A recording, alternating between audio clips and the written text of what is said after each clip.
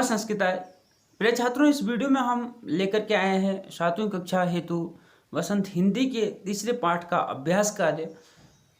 कल की वीडियो में हमने पूरा पाठ, तीसरा पाठ जो था उसको पूरा कर लिया था, जिसका नाम है हिमालय की बेटियां। कैसे नागार्जुन लेखक जो हैं उन्होंने नदियों को इसमें हिमालय की बेटी कहा और अपनी बहन भी यहाँ पर कहा। कई कवियों के उदाहरण भी उन्होंने दिए। तो चलिए आज शुरू करते हैं हम अभ्यास कार्य को। हिमालय की बेटियां। नदियों को मां मानने की परंपरा हमारे यहाँ काफी पुरानी है। लेखक नागार्जुन उन्हें और किन रूपों में देखते हैं, लेकिन लेखक उन्हें किन किन रूपों में देख रहे हैं। तो चलिए, भारतीय संस्कृति में नदियों को माता कहा गया है, परंतु इस निबंध में लेखक नागार्जुन ने नदियों को बेटी, प्रेयसी तथा बहन के रूप में भी चित्रण किया है। नदियाँ हिमालय की बेटियां हैं। पर्वतराज की गोद में इनकी चंचलता देखकर लेखक ने ऐसा कहा है। नदियाँ बादलों की प्रेमिका है, उनसे वर्षा का उपहार पाकर यह प्रसन्न हो जाती है तथा अपने उफान पर आ जाती है। लेखक नदियों को बहन भी बना लेते हैं, क्योंकि उनके किनारे बैठकर वह अपनी समस्याएं सुलझाते थे। तो यहाँ पर भी ये पूरा हम लिख सकते हैं, नहीं तो 2 लाइनें भी इसकी हो सकती है कि जहाँ तक उन्होंने जो है नदियों को बेटी, प्रेयसी अर्थात प्रेमिका और बहन माना है, तो यहाँ तक भी हम लिख सकते हैं कि पहले प्रश्न का आपका आंसर है। इस तरीके से लेखक ने नदियों को अनेक रूपों में देखा। और आगे चलते हैं।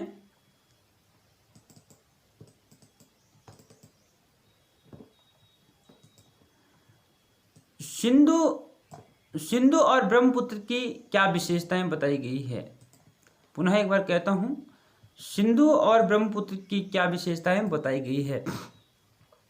सिंधु और ब्रह्मपुत्र हिमालय से निकलने वाली 2 बड़ी नदियां हैं। इनका नाम सुनते ही हिमालय से निकलने वाली अन्य छोटी बड़ी नदियों की याद आ जाती है, जो इन 2 बड़ी नदियों के बीच बहती है। लेखक बताता है कि सिंधु और ब्रह्मपुत्र का अपना कोई अस्तित्व नहीं है, ये तो बस दयालु हिमालय के पिघले हुए दिल की बूंदें हैं।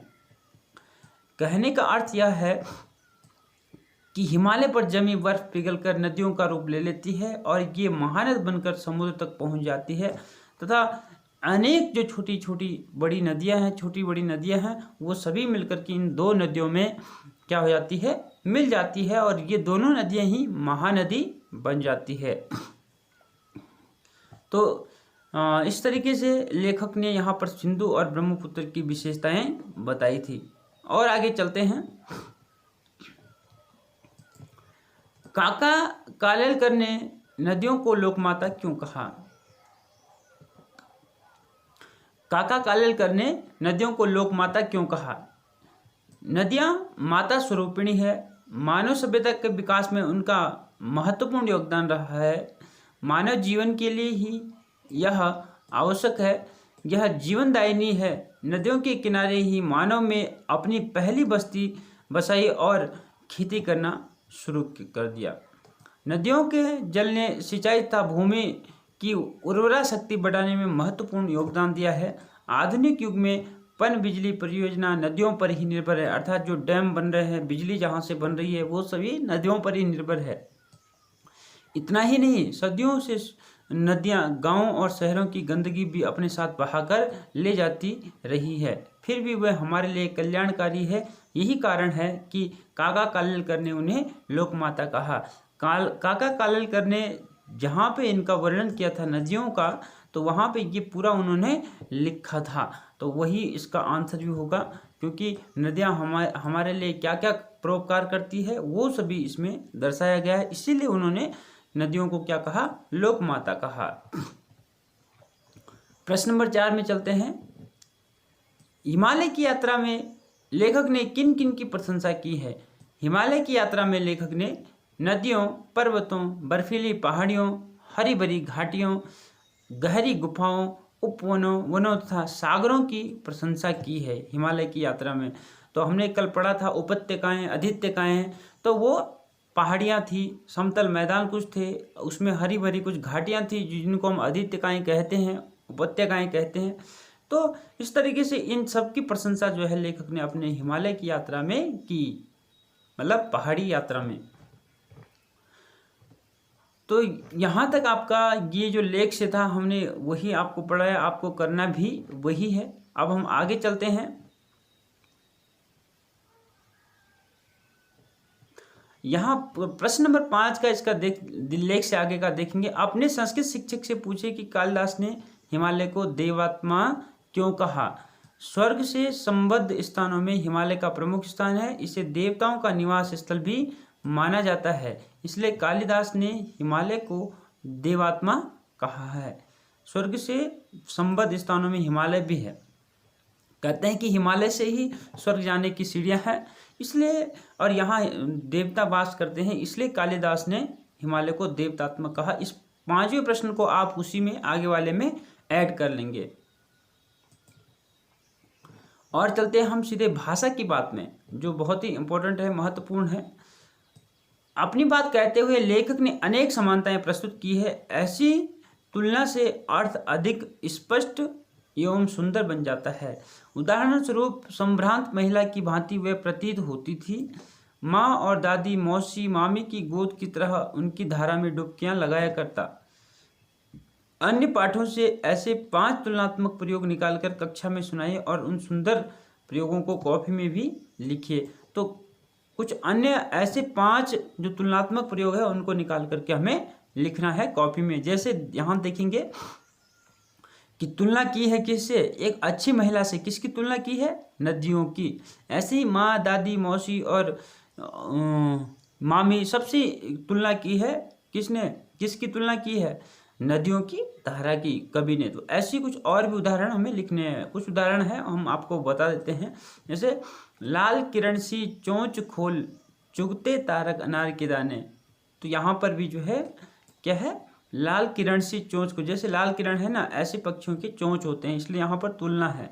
उन्होंने संदूक खोलकर एक चमकती सी चीज निकाली, चमकती सी जो चमक रही थी, तो यहाँ पर भी तुलना है। सागर की हिलोर की भांति उसका यह मादक गान गला भर के मकानों में इस ओर से उस ओर तक लहराता। उसका जो गाना होता वो मकानों में इधर से उधर तक लहराता हुआ पहुंचता और खिलौने वाला आगे बढ़ जाता। तो ये खिलौने वाले चैप्टर से है, तो खिलौने वाला आगे बढ़ जाता। तो इस तरीके से एक उदाहरण ये भी हो गया। इन्हें देखकर तो ऐसा लग रहा है मानो बहुत सी छोटी छोटी बालूशाही रखी हुई है या रख दी गई है। इन्हें देखकर क्या लगता है, इन्हें देखकर छोटी छोटी बालूशाही, तो बालूशाही से कुछ चीज़ों की तुलना की गई है। तो ये भी एक उदाहरण है। यह स्थिति चित्रा जैसी अभिमानिनी मार्जारी के लिए असह्य ही कही जाएगी। तो चित्रा का वर्णन यहाँ पे था, चित्रा का वर्णन था, उसको एक अभिमानिनी मार्जारी, मार्जारी मतलब बिल्ली के साथ तुलना की गई है। तो यहाँ पर भी ये एग्जाम्पल, यह उदाहरण आंसर में आ सकता है। ये अन्य पाठों से ये सारे उदाहरण लिए गए हैं। तो चलिए ये हो गया आपका इसका पहले का आंसर भाषा की बात में। दूसरे में चलते हैं। निर्जीव वस्तुओं को मानव संबंधी नाम देने से निर्जीव वस्तुएं भी मानव जीवंत हो या जीवित हो उठती है। लेखक ने इस पाठ में कई स्थानों में ऐसे प्रयोग किए हैं, जैसे परंतु इस बार जब मैं हिमालय के कंधे पर चढ़ा तो वह कुछ और ही रूप में सामने थी। काका कालेलकर ने नदियों को लोक माता कहा।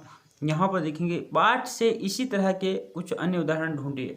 तो कुछ अन्य उदाहरण है हम आपको बता दे रहे हैं। अन्य उदाहरण जो है, माँ और दादी, मौसी और मामी की गोद की तरह उनकी धारा डुबकियां लगा करती। पहला उदाहरण, अपने महान पिता का विराट प्रेम पाकर भी उनका हृदय अतृप्त है, तो वह कौन होगा जो इनकी प्यास मिटा सकेगा। लेखक ने कहा था, कौन जाने बूढ़ा हिमालय अपनी इन नटखट बेटियों के लिए कितना सिर धुनता होगा। बूढ़े हिमालय की गोद में बच्चियां बनकर ये कैसे खेला करती है। हिमालय को ससुर और समुद्र को उसका दामाद कहने में कुछ भी झिझक नहीं होती, ये लेखक कह रहा है। तो ये 5 उदाहरण है जिनमें जो है प्रकृति को लेखक ने मनुष्यों के समान बना रखा है। जैसे यहाँ पर देखेंगे, समुद्र को क्या बना दिया, दामाद बना दिया, हिमालय को ससुर बना दिया, तो मानव भांति उनको बना दिया है, इसलिए ये उदाहरण होगा। अगर हम बड़ी क्लास के हिसाब से चलें तो यहाँ पर मानवीकरण अलंकार होता है। जहाँ किसी निर्जीव वस्तु को उसमें सजीवता या उसको मनुष्य की तरह दिखाया जाए तो वहाँ पर मानवीकरण अलंकार होता है। और आगे चलते हैं। पिछली कक्षा में आप विशेषण और उसके भेदों से परिचय प्राप्त कर चुके हैं। नीचे दिए गए विशेषण और विशेष्य संज्ञा का मिलान कीजिए। तो हमने यहाँ पर विशेषण और विशेष्य का मिलान, विशेष्य जो होती है वो संज्ञा सर्वनाम होते हैं, ध्यान दें, और विशेषण जो होते हैं वो संज्ञा और सर्वनाम की विशेषता बताने वाले होते हैं। जैसे यहाँ पर था मूसलाधार वर्षा, तो संभ्रांत के साथ आएगी महिला, मतलब कुलीन महिला। तो चंचल के साथ क्या आएगी, चंचल नदियाँ। समतल, समतल क्या होगा, आंगन। और घना जंगल। तो इसके साथ ये सभी मैच हो जाएगा। अब चलते हैं हम प्रश्न नंबर 4 पे। द्वंद्व समास के दोनों पद प्रधान होते हैं। इस समास में और शब्द का लोप हो जाता है, जैसे राजा रानी। अगर हम इसको अलग अलग करते हैं तो क्या आएगा, राजा और रानी। बीच में डैश जो है वो द्वंद्व समास की पहचान है। द्वंद्व समास है जिसका अर्थ है राजा और रानी। पाठ में कई स्थानों पर द्वंद्व समास का प्रयोग किया गया है। इन्हें खोजकर वर्णमाला शब्द में या शब्दकोश शैली में लिखिए। तो हमें ये ध्यान रखना है, द्वंद्व समास, इसको हम ज़्यादा गहराई में नहीं चलेंगे। और यदि आपको समझना है तो समास की एक वीडियो जो है चैनल पे है, आप देख सकते हैं, जिसमें द्वंद्व समास हिंदी में समझाया गया है। द्वंद्व समास में 2 पद या 2 से अधिक पद हो सकते हैं। वो दोनों ही पद मुख्य होते हैं। 2 शब्द, जिसको पद मतलब शब्द, तो 2 पदों के बीच में, 2 शब्दों के बीच में और आता है। लेकिन जब हम उसको समास करते हैं तो और हट करके डैश लग जाता है। जब हम समास विग्रह करते हैं अर्थात अलग अलग करते हैं तो और बीच में आ जाता है। जैसे अन्य उदाहरण देखेंगे हम, छोटी बड़ी, ये पाठ में आए हैं। भाव भंगिमा, नंग धड़ंग बीच में देखेंगे, और दुबली पतली, माँ बाप, तो ये सभी जो है डैश डैश जिसका प्रयोग बीच में है, ये सभी किसके हैं, द्वंद्व समास के उदाहरण हैं। प्रश्न नंबर 5, नदी का उल्टा लिखने से दीन होता है, जिसका अर्थ होता है गरीब। आप भी 5 ऐसे शब्द लिखिए जिसे उल्टा लिखने पर सार्थक शब्द बन जाए। प्रत्येक शब्द के आगे संज्ञा का नाम भी लिखिए। जैसे नदी, दीन, भाववाचक संज्ञा। नदी को उल्टा करके दीन बनेगा। दीन का मतलब होता है गरीब, और जिसका जो भाववाचक संज्ञा में आती है। ऐसे कुछ और भी शब्द हैं, वो आपको बता देते हैं। जैसे देखेंगे वादा, वादा को उल्टा करेंगे तो दावा बनता है, ये भी भाववाचक संज्ञा में होगा।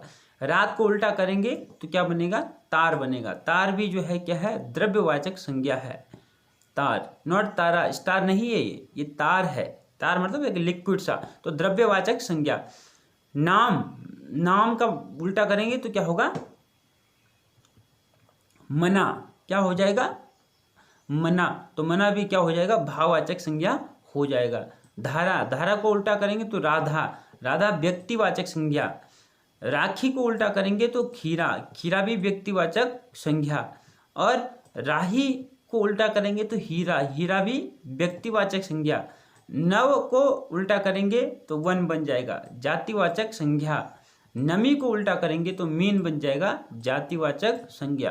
तो मीन का मतलब होता है मछली, वन का मतलब जंगल होता है। हीरा एक जो है धातु होती है, आप जानते हैं, रत्न जिसको कहते हैं। हीरा, मोती, जवाहरात, ये सभी। खीरा तो आप खाते ही हैं। राधा किसी का नाम है। मान क्या है, भाववाचक संज्ञा। मान, अपमान, ये सभी भाव हैं, फीलिंग्स है मतलब। तो ये सभी ये संज्ञाओं के रूप है, और ये हमने आपको कुछ उदाहरण बता दी, ये सभी आपको नोट भी करने हैं। प्रश्न नंबर 6 में चलते हैं। समय के साथ भाषा बदलती है, शब्द बदलते हैं और उनके रूप बदलते हैं। जैसे बेतवा नदी के नाम पर दूसरा रूप बेत्रवती है। नीचे दिए गए शब्दों में ढूंढकर इन नामों के अन्य रूप लिखिए। तो इन नामों के हमने अन्य रूप लिखने हैं। जैसे बेतवा का बेत्रवती नदी था, तो ऐसे ही इनका भी और नाम है। इन सभी का वो हम यहाँ आंसर में आपको बता देते हैं। सतलुज का शतद्रुम नाम था पहले। झेलम का नाम बितस्ता था। अजमेर का नाम अजय मेरू था। रोपड़ का नाम रूपपुर था, चिनाव का नाम बिपाशा था और बनारस का नाम वाराणसी था।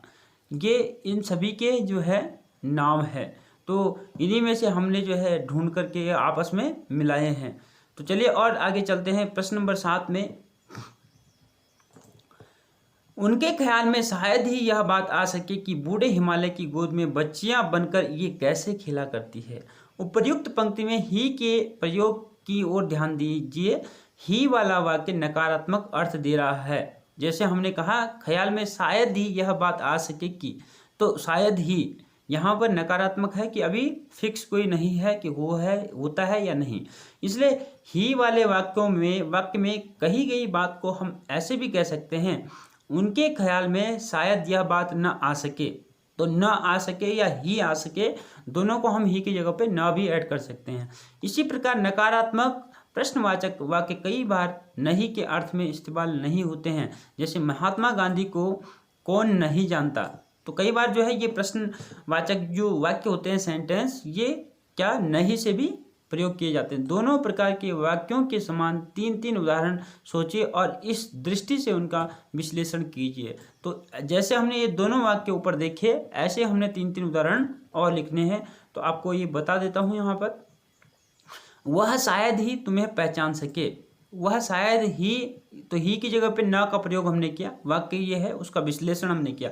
वह शायद तुम्हें न पहचान सके, ठीक है। उन्हें शायद ही इस घटना की जानकारी हो, ही का प्रयोग, उन्हें शायद उन्हें घटना की जानकारी न हो, तो न का प्रयोग। वे लोग शायद ही इधर आएं, वे लोग शायद इधर न आएंगे। तुम्हें कौन नहीं पहचानता, तुम्हें हर कोई पहचानता है।